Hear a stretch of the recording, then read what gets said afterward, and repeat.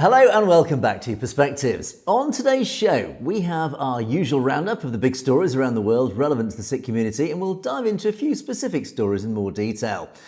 The story of the Sikh trucker in the US has ignited a fierce debate on all sides, and Sikhs across the diaspora are being warned of financial scams of all things now appearing to do with the tragedy. We have an update on the two elderly Sikhs attacked by right-wing thugs in the UK, and how did the youngest and first ever Sikh football manager fare in his first game? Well, keep watching to find out.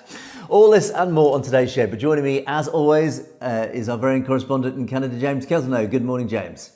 Good morning, Angus, and good morning to our viewers out there as everybody starts to get the kids ready to go back to school in the fall. Of course, we are coming to an end of summer, but it's not too late. You can still send your comments and your photos of what you explored and what you did during your summer vacation. We'd love to know. So again, we may include some of those photos or your comments in the comment section at the end of the show, but stick around to see who made it onto the program today. Back to you, Angus.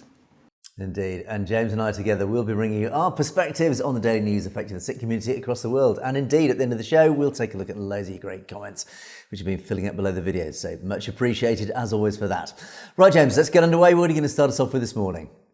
We are going to take a quick peek at stories around the globe that are making news, that are important to everyone, especially the Sikh community. But before we get started, I just want to chat with the viewers for a moment there to really address that we are making some changes. We are excited that we are getting close to going live. It's going to be amazing. And what we are looking at is a bit of a change in format. As you can see, we're doing more stories at the beginning of the show to move it along. And as we go, we're going to kind of play with that a bit and give more perspective on the stories than the stories themselves. So we'll give you the overview of the stories, but we're assuming that a lot of times you're familiar with the stories, and we'll give more of a perspective on and overview of them. And this way it will also open it up more for debates or for just conversations in our chat room. So we're going to play with the format a bit. Let us know what you would like to see us add or subtract or improve upon within the program. And also, don't forget that we now have a Substack where if you are interested in the stories that we touch on, you can always go to our Substack and check them out in further detail. Now, with that said, of course, don't forget that you can also follow our link tree in our description, and you can find out other ways to watch the program, other platforms, as well as how you can support us in our endeavors to bring the Sikh information and culture to the masses. And of course, with that, on the final note of that, we would love for you to share and invite others to follow and to subscribe. It doesn't cost anything to subscribe, whether it's on our LinkedIn or here on YouTube and other platforms, but we could definitely use more viewers, and of course that helps us in the algorithms to get the program out to a wider audience. And that's what it's all about, is raising awareness and getting education and information out to a larger audience. So again, we really appreciate the interactivity with a lot of you that leave comments regularly, or those who just say hi every once in a while. We love it. We encourage it. We want to see it keep going, but we also want to see the channel grow. So if you can help us with that by just sharing, liking, and subscribing and inviting others to do so, that would be wonderful as well. So without further ado, let's move on to touch on some headlines and see what's happening in the world today. Now, of course, we are well aware that there is a lot going on, and there is really a confluence of a crisis that's testing the Sikh community across the globe. Now, this is ranging from courtrooms of Florida to the floodplains of Punjab. Yes, in North America, the Sikh diaspora finds itself in a perilous crossroads.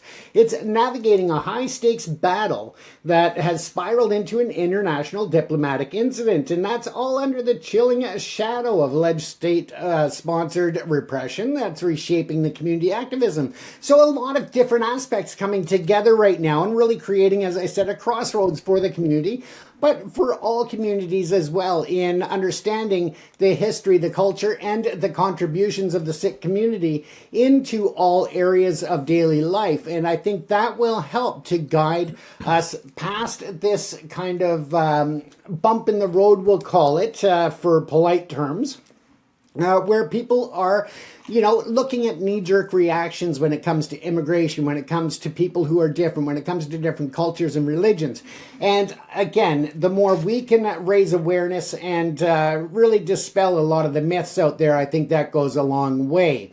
Now, when we look at different news stories that are reshaping the community activism and the different attitudes, of course, that's all under, a really dark cloud of what's happening in certain regions. And a part of that is the dark cloud that's being created over the truck driver in Florida. And Angus will get into that story a bit later and really give you a different perspective on it, hopefully, than what you already had, to open your eyes to what's going on there, but also how there is some level of contradiction within that news story itself. Now, of course, we're also looking at the other cases that are happening still, and that includes the Hardeep Singh Nijjar case in Surrey, British Columbia. One of the things that Angus and I speak about quite frequently when it comes to the level of media coverage, whether it's the Khalistan referendum, whether it is the car rallies, whether it is the protests outside of the consulates and embassies, and so forth, is that it appears that there is gaining more and more support. And a recent report actually confirms what Angus and I have thought and been saying and what we've observed. And that is more and more young people are actually getting out to take part in the activism, in the awareness, in the different rallies. And they are seeing a reborn interest in not only their history and their culture of the past, but also where they would like to see it in the future. So it's a very positive report that's come out stating that the young people are more engaged and more involved. So that is exciting in my view, because it really brings forward to the next generation the importance of the Khalistan referendum.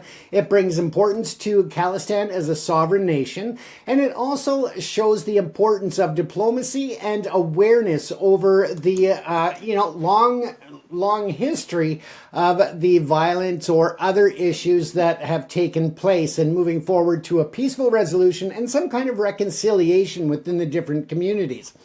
Now, of course, we also know that there is still the ongoing threat of transnational repression. We know there is the ongoing threat of foreign interference. And we also know that countries such as Canada here have named India as the number 2 threat to our democracy here in Canada, only beaten out by China. So again, it shows the seriousness of that. But once again, I revert back to the fact that there are more youth engaged, more Sikh youth that are engaged in the movement forward to really heal all communities and bring people together. And I think that's such a fundamental part of all communities, is that people get along, people find ways to work together and to be accepting and tolerant of maybe differences.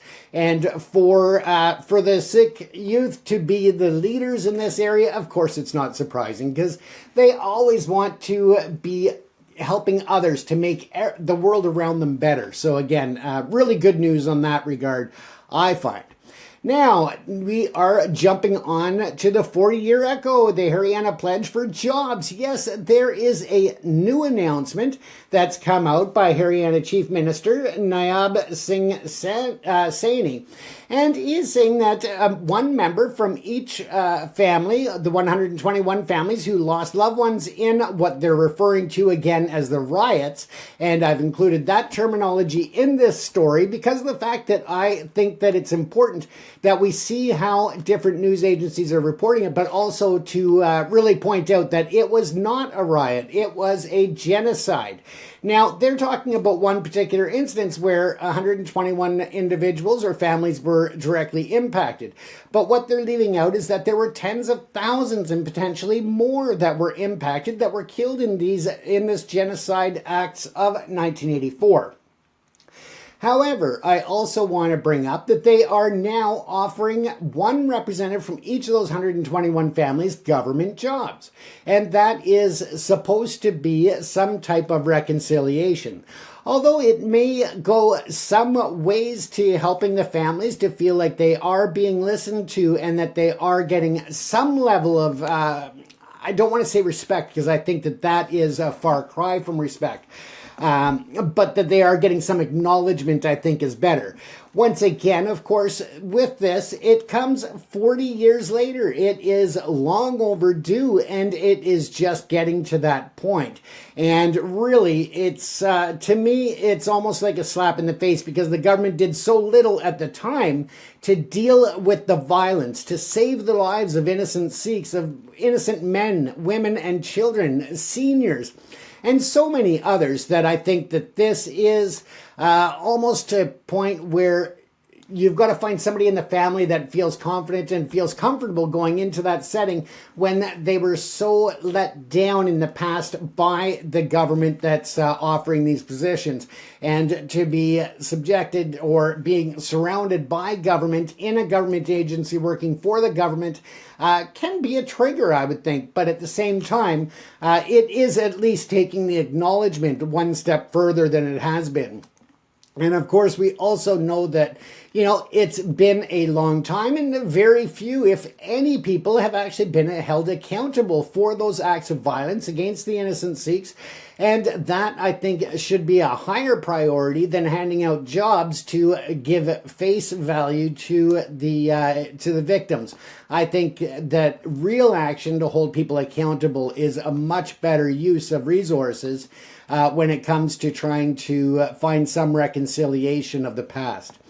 Now, of course, as we look at that, we can move forward, and I hope that you will add your opinions to this fact as well on our comment section, so please feel free to do so. Now, let's jump over to the Punjab, where they are grappling with severe environmental crisis again, or still, I should say, as record-breaking monsoon rainfall has triggered widespread flooding. Now, it has been reported that towns are being inundated and villages are being wiped out. There's damage to critical infrastructure and forcing emergency response across multiple districts. The scale of this deluge is unprecedented. This year seems to be really triggering a massive increase in the damage and the impacts than what we've seen in previous years in the monsoon season. Now, in the 24 hours leading up to yesterday, the latest numbers that I have, they actually recorded a staggering 1,272% excess rainfall. That's 44 millimeters against a normal of 3.5. So it gives you some indication. Now, that may not sound like much when you take it into context of height, but if you figure the power, the strength, and the devastation of that water that is not only blanketing the farmers' fields and the territories, but also as it gathers and rushes down the mountains into those communities, it really is a powerful and dangerous situation that is causing loss of life, loss of towns and villages, and really loss of infrastructure, but it's going to take a long time to recover from. Some people at this point, between Pakistan and India, are estimating it's going to take 3 to 5 years to rebuild some of these towns and the houses and the buildings that have been lost, while others, I think, more realistically are looking at a potential 5 to 10 years to replace what has been lost. Now, we have other stories that we are going to look at both here, and you'll have this option to, again, look at our Substack. But the Punjab police have achieved a significant counter-terrorism success by busting a terror module in Batala. Now, this is a question of reality versus propaganda. Now, I don't doubt that they have seized a large cache of explosives, that they have confiscated weapons and made these arrests. Where I draw a question is that they are drawing parallels or drawing links to handlers in the United Kingdom as well as Pakistan that they claim are focused on destabilizing this state. And again, it's a matter of, are they using the convenient news and arrests to further a narrative on another scale and point the blame towards other groups who may or may not be involved? I'm not saying they're not. All I'm saying is that we have to look at this with a grain of salt and really look into it further, which I've done. And again, that's why I bring up the questions. Now, of course, we know that there are investigations going on throughout Punjab and throughout India when it comes to the terrorist groups, when it comes to extremist groups, and we've seen the devastating results of such actions. But again, we look at this story and it is great news that they were able to remove these threats from communities. But at the same time, we have to really be aware of whose hand is playing in these decks. So again, we'll be following that. And finally, we will take a quick peek here, and this has to do with Vice Chancellor of the Guru Nanak Dev University. Now, he's been called before the Akadal, or sorry, excuse me, Akali Takht, and the reason why is because he was seen to be having conversations with various groups, and including members of the RSS. This is not a big surprise in a big educational institution, but the concern of some of the content that was caught on video and otherwise overheard and so forth draws into questions and concerns about the ideological influence from the RSS on the institution and the programs in which they are offering instruction. So, of course, there has been a response from both sides of this, and essentially, what the university is claiming is that yes, it is an event that he was officially invited to. It was an official event. They did speak about some of the different programs, but it just draws into question whether or not it is appropriate for the university bearing such a significant name that they are looking at outside influence in drafting different curricula within the university itself. So again, very interesting to see. Now, I think that it is important for all universities and levels of higher education to bring in certain levels of information and awareness and curricula that looks outside of the focused. So, for example, the Christian schools in British Columbia had a fight with the government over whether or not they could be teaching certain things in medical schools that go against the beliefs of the Christian faith. And again, it just shows that sometimes the educational institutions have to step outside their comfort zone in order to make sure they have a fair representation in the educational classroom, but also to invite a dialogue and to give the skills of critical thinking to the students that they are teaching, and in turn turning out into the world to run hopefully a better world in the future. But again, it's just a matter of whether or not that is the appropriate place, or if they need to really tighten up what they are teaching and what the influences are within that curriculum. Now, finally, we'll take a look at the British Member of Parliament, Tamanjeet Singh Desi. He has returned to the Punjab, and he is bringing up several concerns. This has to do with the NRI programs as well as different illegal property occupations, the court process trying to streamline it, and the dispute resolution essentially for people who have, had their land illegally occupied but still retain ownership. So they are definitely concerns that he has brought forward to Chief Minister Bhagwant Mann. So when we look at that, of course, we know that people may be out of the country, they may be out of the region, they may be working in Delhi and have farmland elsewhere. And that does not mean that they are surrendering their property. And this is the concern, to make sure that there is a real protection for those people. Now, he's also brought up other areas, such as long-standing demand for more direct flights going in and out of Amritsar and Chandigarh, and that is to increase not only the tourism, but also to help connect the families of the regions with their family members who may be living outside of country. So they may be in the UK, Canada, and so forth. But specifically, he's talking about the UK to give those direct flights to keep the family link strong and make it easier and more accessible for families to reunite. With that, he's also looking at trade, of course, that being a major issue. And with that, there are time-sensitive things that we've talked about when it comes to farmland and farming in the past, that, certain produce or certain materials need to be supplied quickly and on time, and this allows for climate control and the expedited shipping of products out of the region and into the region to help. Now, we will look at other stories on the Substack that you're welcome to go and check out, but I am going to wrap up our summary tonight because we have much more to explore, Angus, on the program. So again, I forgot to scroll down through the images for our viewers, so my apologies, but let's move on, Angus. Yes, James, thanks for that. A very comprehensive summary. A couple of stories particularly piqued my interest there. I think the first one specifically was the Haryana situation and this so-called reparation, this reparative justice for those who suffered from the 1984 genocide. Now, this is not a new thing.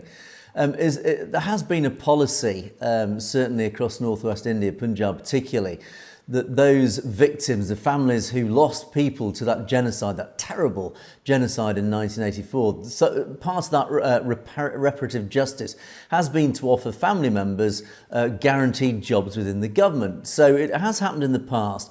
And of course, Haryana is fairly late to the party on this one, but clearly the BJP government, state machinery in Haryana has said, okay, yes, we will start offering jobs to the families of those who lost loved ones during the genocide.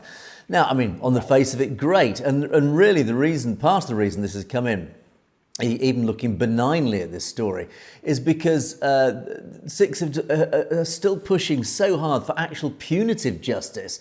They have said, look, there are people who are still alive, still walking free, who share a guilt in those terrible events. They were part of this terrible genocide where tens of thousands of innocent men, women and children were tortured and murdered in the streets of India and the Punjab particularly during November 1984. And yet they still walk free. And as we often say, justice delayed is justice denied. And the problem is justice has been terribly delayed in India. We know the glacial pace of justice in India is painfully slow. And even more slower, it's even slower, particularly when the Indian state is doing its level best to ensure that those who are guilty are protected, particularly those who are politically linked. So we know how corrupt India is, and particularly its political corruption. So, of course, the Sikh diaspora, not the diaspora particularly, but Sikhs on the ground in the Punjab who are trying to get justice, trying to bring these people to justice, are finding a brick wall, a legal brick wall that they cannot break through. So, as a result of this, at least something is happening in their favour now, and that family members are now being offered jobs. Great. I mean, it's wonderful. At least there has been something, albeit 40 plus years too late. But in reality, this stinks of political opportunism. And again, the BJP have been guilty of this all the way through. I mean, let's be honest, most political parties are guilty of it. But the BJP particularly has been guilty of trying to garner votes, to bribe the electorate, to win votes through. I mean, it was only a few months ago they were offering these free boxes of goods to Muslims in various states. I think it was in Bihar, whichever state had a pending election. They were offering boxes of goods to Muslims, just essentially to try. It was in the guise of welfare. In reality, it was just vote for us and look how benign we are. Let's just ignore the fact that we've been bulldozing your mosques and your homes and building Hindu mandirs on top of them. But here's a box of nice things so that you'll vote for us. It stinks of that. It's like, okay, we'll give you. Yeah, of course, we recognise the genocide of 1984. No, not they don't recognise genocide. They recognise the riots, and of course, there's a key distinction of wordage there.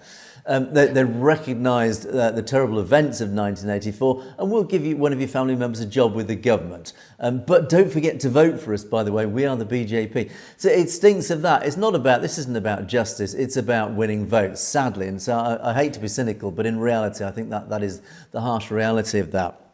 Now, the other story then that you picked up there, James, was this in the Punjab, the discovery of weapons cache and various arrests of Baba Khalsa International, supposed terrorists. Now, the trouble is, it's very, very hard to get the truth of these matters. And it does look all very official, and it's oh yeah, it's got links to UK terrorists and the ISI, the Pakistan intelligence agency, clearly involved in this, trying to drum up mischief in the Punjab through one of its proxies, Baba Khalsa International. Yeah, all well and good, but the trouble is, how hard is it to get the truth of these matters? Now, it may well be that a weapons cache has been found, and of course the Gaudiya media, the mainstream media in India, it's very easy for them to report, oh, it's Sikh terrorism. It has links to Pakistan. It has links to the terrorists in the UK.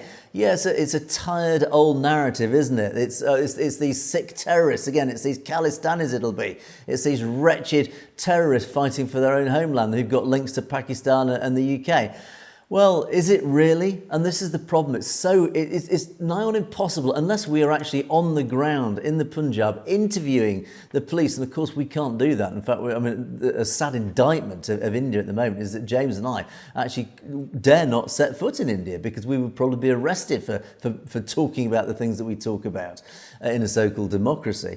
But the trouble is, unless we could actually interview the police involved, the Punjabi police involved in these arrests, so that actually what was the truth of this? Because unfortunately, whatever the truth is, it's been spun into a narrative by the Indian media, and of course this Gaudiya media then spreads their truth, let's call it, their truth out to the global media. The global media pick up on it and they take it as face value. They say, of course it must be true. It must be these Baba Khalsa international terrorists who were plotting all sorts of terrorist activities with links to Pakistan, ISI, with links to British terrorists. Well, okay. Well, all I would say is here in the UK, there's no actual, I haven't seen any arrests, I haven't seen anything in the news, nothing in the public domain, not even behind the scenes about Baba Khalsa International and their involvement in so-called terrorist activities currently in Punjab. So again, there's no corroboration. It's impossible to corroborate the official Indian story on this.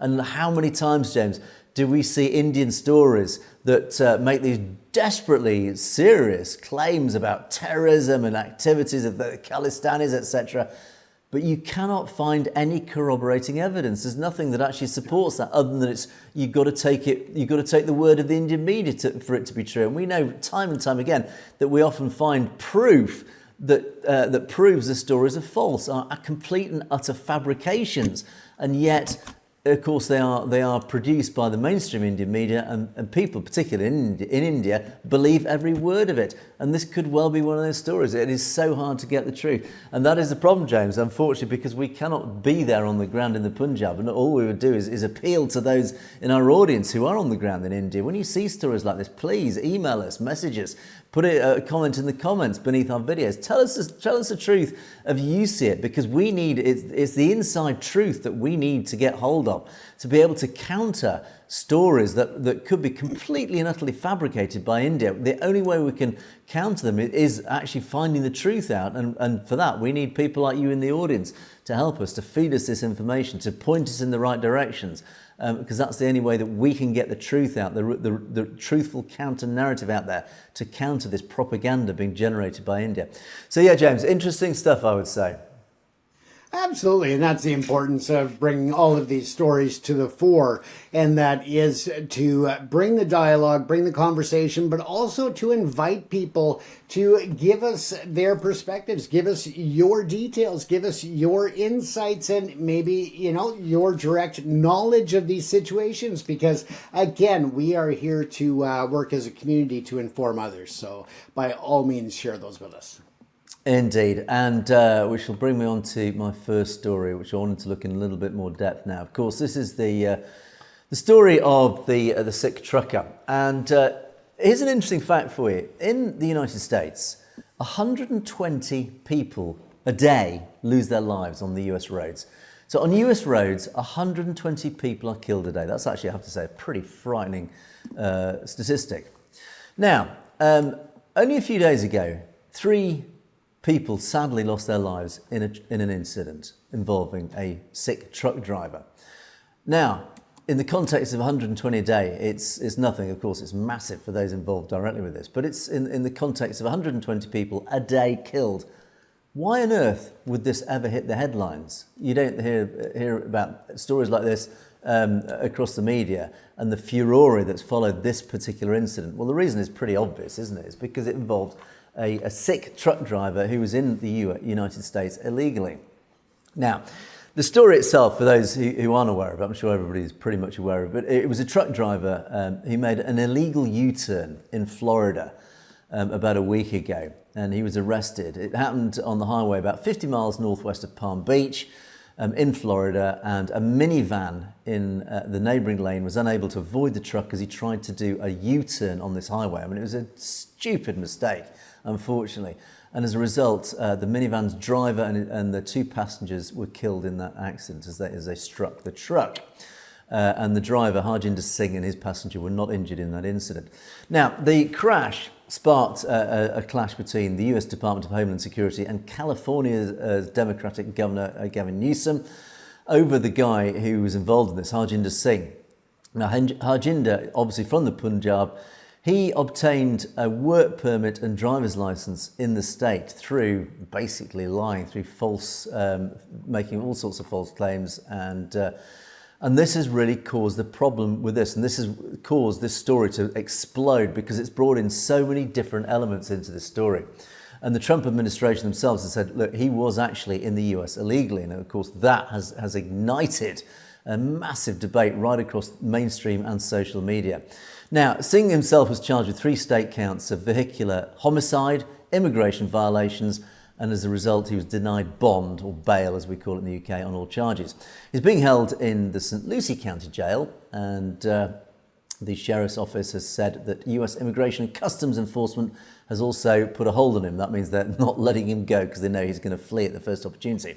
Now, this story is terrible. It is a terrible tragedy. 3 people have sadly lost their lives because this idiot truck driver just made the most stupid decision to U-turn his truck on a freeway. Now, that is basically the story. That's the key tragedy of this story. Unfortunately, the background, the context of this guy was in the US illegally. He obtained his driver's license illegally. And this is really why the debate has grown arms and legs. Now, as a result of this, the right wing particularly, and not just the right wing, but even mainstream America now is understandably standing up and saying, hang on, what on earth has happened here? Why is this guy driving basically a weapon of mass destruction? A truck is a massive piece of tens of tons of weaponry. If used badly, can kill a lot of people very quickly, as indeed it has in this situation. So why was somebody allowed illegally to get behind the wheel of this truck? Absolutely valid. Now, the problem, of course, comes when this guy made a mistake. He's now going to be charged with these various crimes, and he's going to go to a court of law. Now, the law operates well when it operates dispassionately, when there is no emotion involved. And this is why the law, certainly in the West, is designed to operate coldly, factually. No emotion is allowed in a court of law.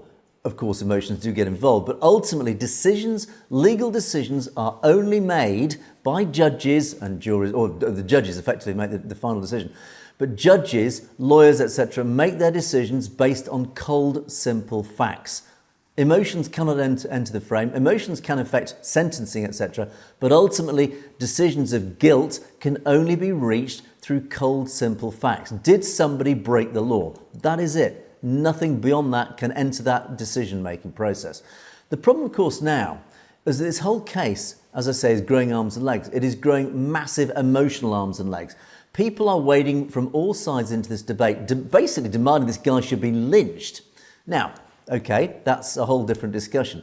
But ultimately, this guy must go to court. He is clearly, well, it's hard for me to say clearly, but one assumes he is clearly guilty of these offences he's being charged with. It seems to be pretty black and white. But ultimately, only those offences must he be judged by under the cold facts of law. And in that court of law, a judge will make his decision or her decision, and he will be sentenced accordingly. The trouble is that a large part of the America, now actually ironically the world, are wading into this debate demanding he should be lynched. No, he should be freed. No. The law doesn't operate like that. And this is the problem, is that now the far right are getting involved. They are using this to whip up anti-Sikh and anti-immigrant rhetoric. You only need to look at social media now to see this tribalism is erupting. Whites against browns, against blacks, against all sorts of different tribes. All the right-wing extremists, and indeed the left-wing extremists, and of course Hindutva, are now wading into this debate because there is so much fertile ground to whip up trouble and mischief and division. And that's what's happening, is that all the usual suspects, the extremists on all sides, and I include Hindutva in that, are using this fertile ground to whip up division. So of course now, as a result, those with level heads, those people who are looking at this at common sense, and in particular I'm looking at Sikh organisations, are saying, look, hang on, we need to stay calm in this. Yes, this guy made a mistake, but ultimately he must face the full force of the law, but dispassionately, without emotion. He must face, as I said, the cold, hard facts of the case and be charged and sentenced accordingly. United Sikhs, for example, have called for simple equity. They have called for, look, please treat this guy as an equal under the law. Kings, queens, peasants, all in the eyes of the law are all treated equally. All of us, doesn't matter what our background, what our ethnicity, what our religious background, whatever, we all are treated equally under the law. It doesn't matter what your background or anything is. Everybody is treated equally under the law. And that is basically what all the organisations across the board are calling for. Please treat Harjinder Singh equally. Now, the trouble is of course, people are wading in on this. And now petitions are appearing. There is a petition that has appeared that's now gained over 2.5 million signatures saying, free him, free him. No, he mustn't be freed. This guy must face the full force of the law. There are now appeals to Jaishankar, the minister in India. There are people actually across the Sikh diaspora who are appealing for, and in fact across the whole Indian diaspora, who are appealing to India to get involved, saying, no, India must wade in to free this guy. He's being subject to a witch hunt. And again, you can see how all the lines are being blurred here. Because also Hindutva are getting involved in here. Hindutva are setting up petitions as well. They are getting their supporters to sign these petitions. Why? It seems a bit strange. Why on earth would the RSS want to support a Sikh? Because these petitions create division. Because it's all about tribalism. This key word, tribalism. We're all naturally tribals. We all tend to stick with people of our own skin colour, our own background, our own cultures, whatever. It's natural, it's human nature, there's nothing wrong with that. We all tend to be tribal. It only becomes an issue when divisions start appearing, the cracks start appearing between those tribes. And this is what Hindutva are best at. They exploit these divisions, they exploit this fragmentation, and this is what they're doing now. They are creating lots of these petitions that people then sign according to their tribes, to support their particular tribal interest in this story, whatever their stake is in this story. If you're right-wing, if you're from the right-wing tribe, you're going to sign right-wing. This guy was an immigrant, illegal immigrant. We must ban all Sikhs from driving trucks. That's one division appearing here.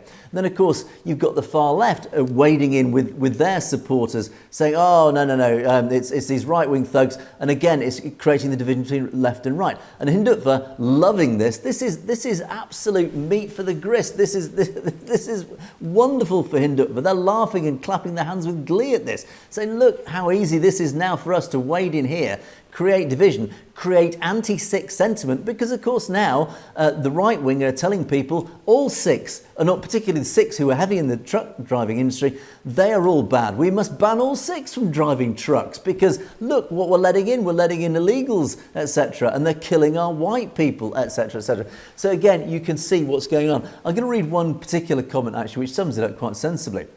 Followed one of these stories. Tejbir Singh said on social media, illegal border crossing, applying for political asylum under false pretences, obtaining driver's licences fraudulently, making illegal U-turns that cause fatalities are all serious offences. When individuals engaged in these activities are caught, they sometimes deflect blame by shouting that Sikhs or Punjabis are being targeted. In other words, what he's saying here is that it's very easy if you're caught, if you're an illegal, you've broken all these laws, you say, oh, you're only targeting me because I'm a Sikh or I'm a Punjabi or because my skin's brown. It's a racist argument. No. Everyone must face the full force of the law. And Tejbir also then goes on to actually bring in, this not only undermines the rule of law, but also exposes corrupt American officials who facilitate these crimes by providing visas and licenses. So actually, there is another element being brought in here, saying actually there's corruption in the US state that is actually granting illegal visas and licenses to people like this. So again, you can see how this story is growing arms and legs in all sorts of interesting directions. And then finally, just to wrap this story up, as I said, there's an awful lot to this story. And as I say, everybody has a stake in this story somehow, depending what your tribe is. And of course, Hindutva loving this. Now, a new thing that's cropped up is money, scams. Whenever there's a tragedy, you only need to hold your breath for 10 seconds and a financial scammer appears. Well, it appears there are now financial scams appearing to do with GoFundMe and these money-raising, these charitable fundraising sites are appearing, driven by who knows who, saying, oh, you must donate money to support the family of Harjinder Singh, or to support the family of the victims, etc., etc. Now, it is very clear, and there's a warning to our audience, these are flying around social media. Do not part with your hard-earned cash. For example, Surinder on our Punjabi side pointed to one that was set up by Manisha Kaushal. As Surinder says, who is this Manisha Kaushal? And as Surinder said, Indian state spies have taken the ploy of what he calls double killing of Sikhs to take advantage of what's happened here. Firstly, by creating fake accounts under the name of white people, they're trying to create a poisonous narrative on social media against Sikhs and Punjabis who settled in the US and Canada. And second, Pantra, the Hindu system has started working to extort big money from the crisis caused after this accident. Many of our Sikh brothers, out of sympathy, and driver brothers are emotional seeing the crisis facing the community, have ventured the lid of the petition to raise the money raised by this Manisha Kaushal. Be aware of this, what he calls the Hindu Tataric system. I don't actually know what Hindu Tataric means. I couldn't work that out. Anyway, maybe our audience can enlighten me. This says, you can defeat this fraud by stopping payments from the card or payment method you paid with. Dispute this payment from your card. In other words, please don't hand over your money. It's very easy for these things to be set up fraudulently. And he actually said, I wrote on this several years ago also, people forget very soon, they start giving money after getting emotional. In 2019, when the Kartarpur Sahib's intersection was to open, a huge fraud was done at that time in the matter of the Kartar Sahib running car service. And then he said at that time, even though at the time he tried to warn people this is a scam, a fraud, he said by then millions of dollars had been stolen from innocent people donating to charity. Now, as a final just comment on this, there has been an official statement saying, look, a non-Sikh lady living in Australia prepared this specific petition. Our people are signing without thinking and sharing forward. Maybe this is a trap in which Sikhs are being trapped against American courts and Trump administration. Unless a solid organisation or family comes forward and says, then there is no chance to sign the petition or give, basically just a warning, say, unless it's official. It says, Baji Kuljit Singh Dhillon talked to the family of the Florida accident case boy Harjinder Singh Dhillon. He said, we are not asking for any money. Neither have we opened a GoFundMe, nor have we asked to sign any petition. So do not give any money to anyone. Don't sign anything. Currently speaking with the family's solicitors. When needed, they will come and ask for help. Please be aware of fraudsters. So basically from the family itself, we haven't set nothing up. Nothing has been set up officially. Do not donate any money. So please to our audience, don't give any money to anybody about this particular case until the family itself actually raises that. So James, there are so many angles to this. Unfortunately, as I said, it's become a tribal argument. And unfortunately, amongst that fertile ground of so many different areas for mischief, it's Hindutva basically wading in and taking advantage of this, sadly. It's a tragic story. It certainly is, Angus. If I could just steal the share screen for a moment while I just give my response to this, if you don't mind. Now, as you said, there is the online petitions, and a lot of them are through change.org or change.org. But really, I am very concerned about some of these because, first of all, there are several of these petitions out there from both sides. And now some of the news agencies are reporting up to 3 million supporters on one of the change.org petitions alone. I call bullshit. I don't believe that it really has legitimately gained 3 million people asking for clemency or for, light sentence. And I just don't see it personally. I could be wrong. But a few other things that really caused me concern about this is that there are actually people out there that are already calling for different levels of intervention. Now, the case has not been heard before a judge. Everybody is, of course, presumed innocent until proven guilty in the criminal courts, regardless as to what the outcome is. But there are other very key important points to this that are out there as well that need to be looked at in a bigger picture, and something that we've seen often, Angus. When they brought him into court, they stripped him of his turban. And why are they doing this? Are they trying to incite a community? Are they trying to degrade this individual? Is this more punishment to make him feel humiliated? I mean, where is the equality in justice by doing that? That to me is just another real pre-sentencing punishment, in my opinion. I just don't understand why they did that to him, why they humiliated him. He is there to face the charges. He is there to face the courts. And yes, he did, after the accident, he fled to California. Therefore, to me, he's not ready to take responsibility for his actions. And 3 people were killed in this collision. Let's not forget that. We have to make sure that he stands accountable for his actions. But again, the politicization of this whole event is what also is concerning. We do not want the courts giving punishment based on political interference or public pressure. It has to be fair and transparent and broad across the board, regardless as to who it is or the circumstances behind it. And again, we talked about yesterday the knee-jerk reaction by irresponsible members of government who are using it as another real political knife almost to stab into the heart of the Sikh community by really calling into question 150,000 legally working truckers in the U.S. now. They're talking about pausing all work visas across the board, and that is not fair.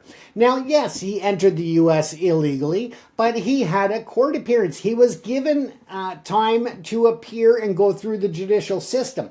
He was given a work visa. And there are reports that he had illegally obtained his commercial driver's license, while on the other side, there are reports that are debunking that. We don't even know the truth about it. And yet people are taking sides to say that they need to throw the book at him, and others saying that they need to release him. And one of the concerns that I had was that, so I'm just going to find the exact area here, is that Marco Rubio, as U.S. Secretary of State, again, put that immediate pause on issuing work visas. And we know that they are right now cracking down on immigrants, on illegals, all of that. So is this just another way to incite fear of the minority communities and to create division in the overall communities? And then again, there was also the political feedback loop, and that is calling out that there are so many Sikh truck drivers in the U.S. that should play a role into giving a more lenient sentence, or to repatriate the individual to India so that he doesn't have to face the consequences of his actions in the U.S. So again, that really concerns me as well, because at one hand you're saying don't blame the entire community for this one individual's indiscretion that led to this tragic event. And don't get me wrong, I understand the tragedy here, and I am not taking it lightly in any way, shape, or form. Safety on the highways is paramount. But at the same time, we cannot say, okay, but because this whole community contributes to the trucking industry, the supply chain, and keeping Americans fed, clothed, and so forth, we can't have it both ways. We need to say this is an incident that needs to be taken on its own merits and prosecuted with its individual evidence against an individual, but keep it fair across the board. But there should be no influence from one side or the other in leniency or increased penalty, Angus. Indeed, absolutely. And just one final comment really on the numbers on those so-called petitions is we do know that the Hindutva army has enormous resources and can call upon an awful lot of people. And it's very likely that a lot of these petitions have been set up by Hindutva. We do know they've got their bots that they use on a regular basis, their whole teams working on a daily basis to just generate mischief online. So there's no doubt that a lot of these are clearly fake, as you allude to. There's no doubt about that. So yeah, as I say, it's just fertile ground for Hindutva just to create division, hatred, and mischief, and that is exactly what they're doing. So anyway, let's move on, James, as we're running out of time. I'm just going to quickly just cover a couple of quick stories now. The two gentlemen, two taxi drivers in Wolverhampton here in the UK, who were attacked a few days ago. A quick update on them. The BBC went to see them actually yesterday, and there is, I think, for those here in the UK, tonight, that's Tuesday evening, on I think it's West Midlands Today, there will be an interview with these two guys. They'll give an update on there, so do keep an eye out for that if you're here in the UK, or an iPlayer, as we call it, you'll be able to see that. Here's the Sikh Federation. The team went to have a quick chat with them yesterday. This is a quick excerpt from their chat that they had. Let me just play you this for you. There was a lot of feedback and questions and support from everyone on social media. And I want to thank everyone for their continued support, for continuing to share the case and making sure that we get justice for the crimes that was committed against these elderly uncles. So please keep sharing it. We'll give another update once we get further information on the police. What we do know is that the three teenagers, the three individuals, were arrested. Police are pursuing their investigations under religiously aggravated hate crime. You can see from the uncles the injuries they sustained. It is also GBH, grievous bodily harm, and we'll be pushing the police to ensure that they throw the maximum level of charges on these three, and that the case proceeds to court. And we'll keep an update all the way through. But I do want to ask everyone to keep putting the pressure on.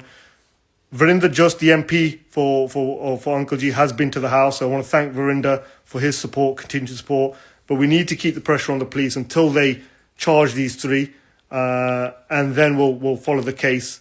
But keep a lookout for your elderly. This is something that we're seeing more of. There's a rise in hate crime. Just coming here today, came across people who have a chip on the shoulder. So it's out there. We'll face it like we face everything else. But the key thing was to give an update. Look out for the BBC show on Tuesday, and keep the pressure on the police. So again, thank you to everyone who's been supportive, everyone who's been sharing, whether on social media or calling Uncles Up direct. So that was the quick update. So there you go. So quick update, and terrible incident, and of course a big thank you from the two guys there via the Sikh Federation. Thank you for that video. Just to say thank you to the community for all their support that they've shown there, James. Oh, you're on mute. You're on mute, James. There we go. Apologies, I had a bit of feedback or reverb there, I guess. But in any event, I totally am happy to see that they are home, they are resting, they are recovering. But again, it's like I said earlier, I'm concerned about the political climate and the public climate and petitions online, that it really is there to divide communities, and it's going to perpetuate and increase these levels of violence. And I really hope that we can find a way past that and move towards protecting and caring for each other and not see more violence in the streets. Indeed, and pleased to see that it has officially been reported as a hate crime, that of course is a key part of this whole terrible story. So, okay, final quick story, because we literally only have a few minutes left. Ashveer Singh Johal reported last week the first Sikh manager of a British football team, and the youngest, of course, in the top leagues. He had his first game against Altrincham on Saturday, and they won 2-1. I'm delighted to say that Ashveer Singh Johal, in charge of his first game of Morecambe FC, won it 2-1. So, of course, the community will be delighted to know that. Well done to, of course, the Punjab community for saving that football side, Punjab Warriors, who were behind the investment group, who were behind saving Morecambe FC, who would run into financial trouble. But it's great to see that, I'm no fan of Morecambe myself, but I think by extension I am now. Well done to Morecambe for winning that first game, and particularly well done to young Ashveer Singh Johal for his first win of being in charge of the team. So, right, James, I'm going to zip on now because we literally have a few minutes to go through our comments. Sikas something or other says, all I want to know is when will Khalistan referendum take place in the Punjab, Haryana and other states? And of course, this is after my discussion with Dr. Growal. We had a fascinating discussion actually about the practicalities of bringing in Khalistan and how actually to make it happen. Loads of comments after this video. Thank you for all the comments. And so the question is, well, when is the referendum going to take place locally in India? Well, Hardal Singh says, just be patient, calm down, it's coming, but stay safe is a little bit more cynical, saying, well, it's unlikely to happen because of what's happening. If you are in any of those states and you try and campaign for a referendum, you end up in prison, basically. So, well, James, I think this is the key discussion. Are we ever going to see democracy in northwest India? I am a half full kind of guy when you look at the glass. I really think that it's going to happen. I don't think it's going to happen right away, but I would say within the next 5 years, I'm hopeful to see it, and even sooner, hopefully. But I would say within 5 years, I would hope to see that happen. Yeah, I think you may be right, and I think it will only come from external pressure. It's certainly not going to come from within India. I don't think certainly the Indian government are not going to allow it to happen. It can only come from external pressure. United Nations, the major democracies, the Five Eyes nations, pressure from them, I think, will be the only way it's ever going to happen. India will have no choice but to hold referenda. We shall see. Right. Anyway, Shahzad Purison, something or other. Now this is interesting. India has nothing to do with Khalistan. Guru Nanak was born in Pakistan. Khalistan is all about breaking India apart. Khalistanis are indirectly telling the world, we want to break India, even though Guru Nanak was born in Pakistan. I didn't even know where to begin with this comment. It's so wrong. But actually, stay safe. Thank you to Stay Safe, one of our hugest, is such a word, our largest contributors in the comments column.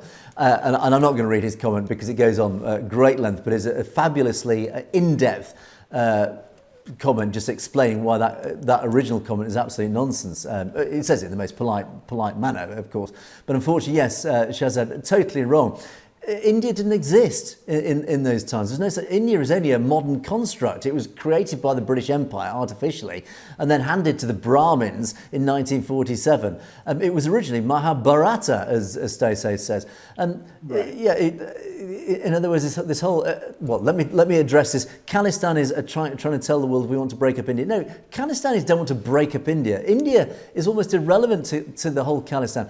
All Khalistanis want is their own homeland. It doesn't matter what happens to the rest of India. The rest of India can do what it wants. Khalistanis are saying, look, all we want is to have our own decision-making capability in our own geographical area. We don't want to break India up. If India wants to break up, that's its own prerogative. But we just, as our part in the Punjab, and hopefully maybe the Punjab and Pakistan, we don't know, that's to be decided, but in our area where we have that democratic right to our own sovereign nation, should we so choose, that is what we want. We don't exist to break up India. That is not what drives us. What drives us is we just want our own homeland. That's it. So I think you've got it back to front there, Shahzad, unfortunately.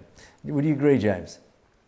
I do, Angus, and I also think that it's actually in the benefit of Khalistan when it's formed to have a solid and stable India in order to have trade and other agreements to be able to work together to bring peace to the region and more stability.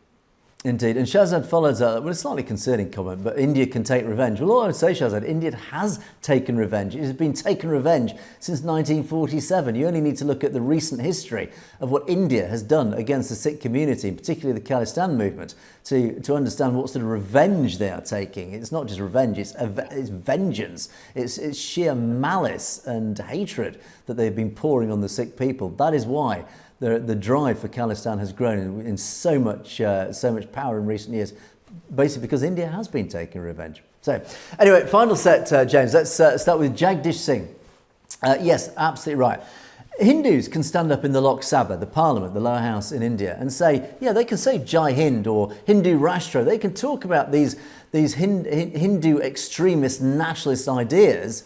But you as a Sikh stand up and say, Khalistan Zindabad, you'll be locked up, you'll be thrown out, you'll be deselected. You know, you'll end up in prison like Amritpal Singh. It's a case of double standards, James. Absolutely, and that's something that we see all over, and we've got to stand firm to keep one focus, one direction, and one case for Khalistan. Indeed, and Avtar Dhillon talks about Dr. Grewal having done his homework. He certainly did. Do watch this podcast because a lot of really important information came into that podcast discussing how to bring about Khalistan. As you say, Sikhs need people like Dr. Grewal to govern the Sikhs. Very knowledgeable and a credit to Sikhs. What I would say is I have talked to and encountered a huge host of very, very knowledgeable, very experienced people in the Sikh community, people with enormous amounts of experience and knowledge in these sorts of areas. I mean, Dr. Grewal is just one of a huge host of people. The amount of academic power in the community is enormous. Not only is the community extraordinarily entrepreneurial and building commerce businesses, it is the depth of knowledge, of political knowledge, of social structural knowledge. I mean, everything that is needed to build a successful nation exists within the community. This is the beauty of the Sikh people, is there is so much power, knowledge, as in power is knowledge, knowledge is power. There is so much power within the community that I have absolutely no doubt that Khalistan will be a monumental success because the quality of people in the community is so high, James.